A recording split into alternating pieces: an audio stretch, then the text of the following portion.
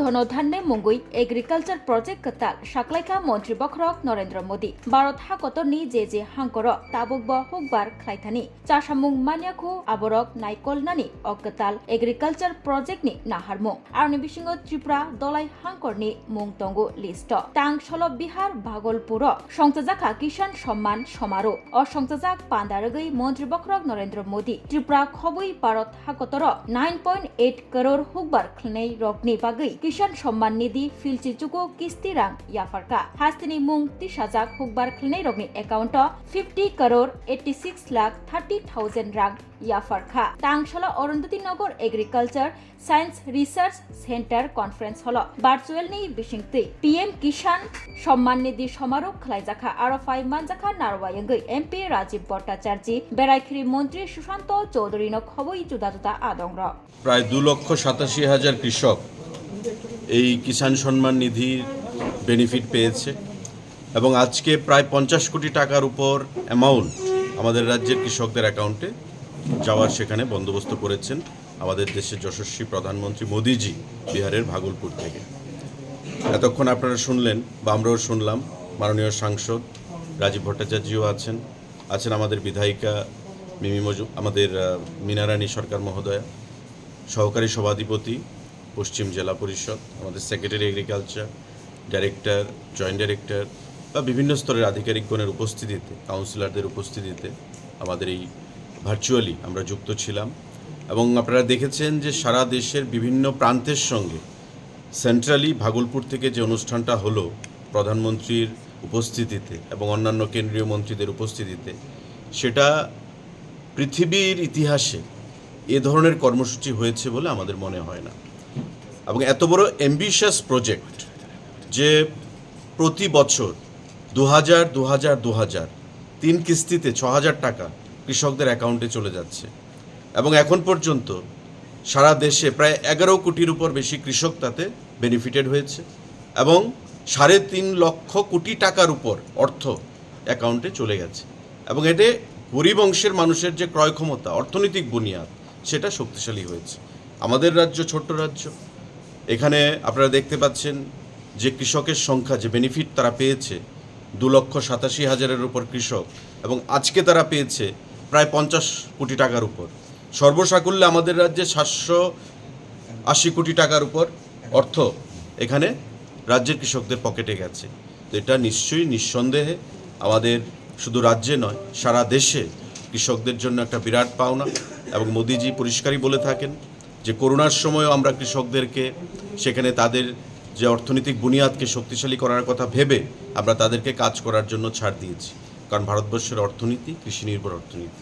কৃষক আমাদের অন্নদাতা, লক্ষ্মী হিসাবে আমাদের প্রধানমন্ত্রী সেখানে চিহ্নিত করেছেন।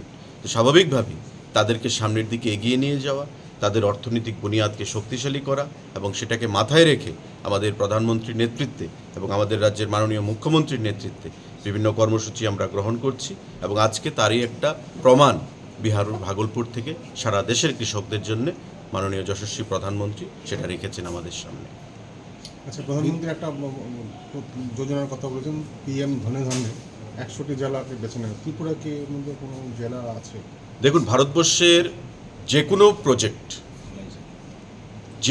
প্রজেক্ট ত্রিপুরাকে বাদ দিয়ে হচ্ছে না।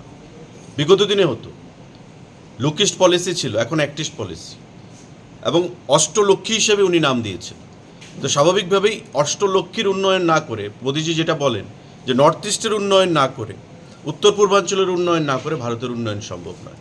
এবং উত্তর পূর্বাঞ্চলে এবারকার যে বাজেটে 47% টাকা গতবারের বাজেট থেকে আরও বেশি রাখা হয়েছে।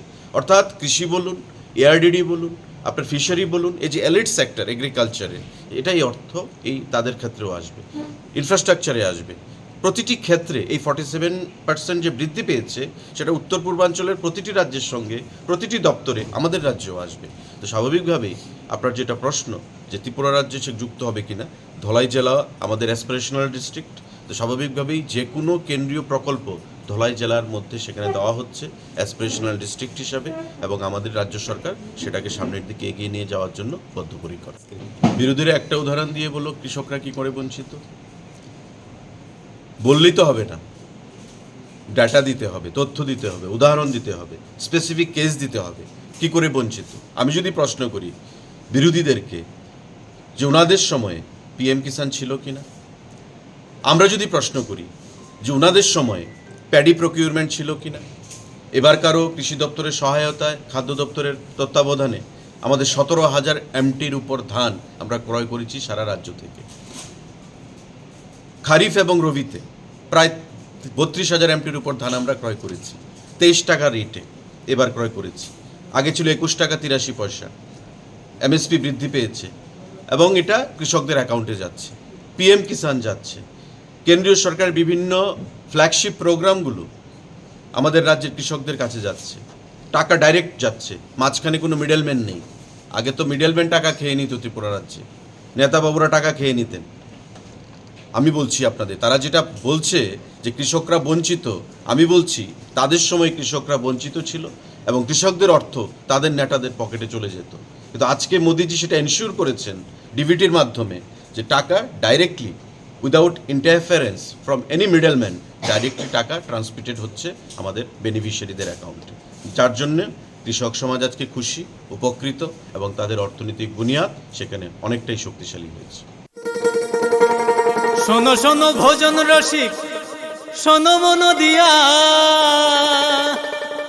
ঝাঁঝের স্বাদে রান্না করো লং তরাই দিয়া। ইলিশ সর্ষে পোস্ত বাটা যেমন ইচ্ছে নাও, মালাই চিংড়ি মাংস কষা চেটে পুটে খাও, আহা চেটে পুটে খাও, আহা চেটে পুটে খাও। লং তরাই কাচ্চি ঘানির সর্ষে তেলে টেস্ট, যে খাবে সেই বলবে লং তরাই বেশ। লং তরাই সর্ষের তেল, ঝাঁঝে স্বাদে তোমাকে চাই। আহা লং তরাই বেশ, আহা লং তরাই বেশ।